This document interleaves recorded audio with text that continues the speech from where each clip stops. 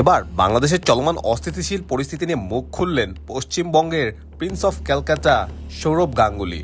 জানালেন, বাংলাদেশের চলমান অস্থির পরিস্থিতি দ্রুতই নিরসন ঘটবে। সেই সাথে দুর্গাপূজাকে সামনে রেখে গাঙ্গুলি আশা রাখছেন বাংলাদেশ থেকে এবারও ইলিশ উপহার পাবে ভারত।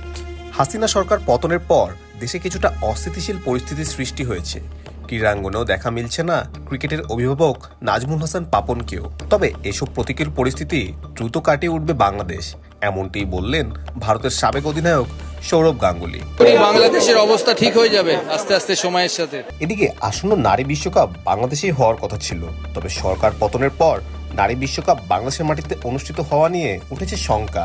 তবে বাংলাদেশের মাটিতে নারী বিশ্বকাপ অনুষ্ঠিত হলে গাঙ্গুলির দেখা মিলবে বাংলার মাটিতে। হ্যাঁ, বহুবার। আমার অ্যাকচুয়ালি 2 তারিখ যাওয়ার কথা ছিল, 2 অক্টোবর আইসিসি উইমেন্স ওয়ার্ল্ড কাপে। বিশ্বকাপ বাংলাদেশে অনুষ্ঠিত হওয়ার কতটা সম্ভাবনা দেখছেন সৌরভ? সাংবাদিকদের এমন প্রশ্নের জবাবে জানালেন, আমি জানি না আইসিসি কি করবে, আই এম নট অ্যাওয়্যার। আসন্ন দুর্গাপুজো উপলক্ষে ভারতে চলছে ব্যাপক প্রস্তুতি। দুর্গাপুজোর দিন ভারতের প্রায় প্রতি ঘরেই চাই ইলিশ মাছ, যে মাছের চাহিদা মেটাতো বাংলাদেশ। কেননা বাংলাদেশের ইলিশের স্বাদ ও মান দুটিই ভারতের চেয়ে উত্তম।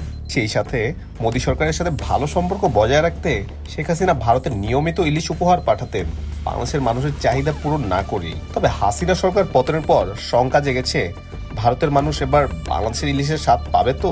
তবে এ ব্যাপারে গাঙ্গুলি কৌশলী উত্তর দিয়ে জানালেন, হ্যাঁ, ও বললো কলকাতার ইলিশও ভালো। তবে 11ই আগস্ট রবিবার দায়িত্ব নেওয়ার পর সচিবালয়ের নিজ দপ্তরে যোগ দিয়ে মৎস্য ও প্রাণী সম্পদ উপদেষ্টা ফরিদা আক্তার সাংবাদিকদের বলেছেন, দেশবাসী ইলিশ খেতে পাবে না আর বিদেশে রপ্তানি হবে, এটা হতে পারে না।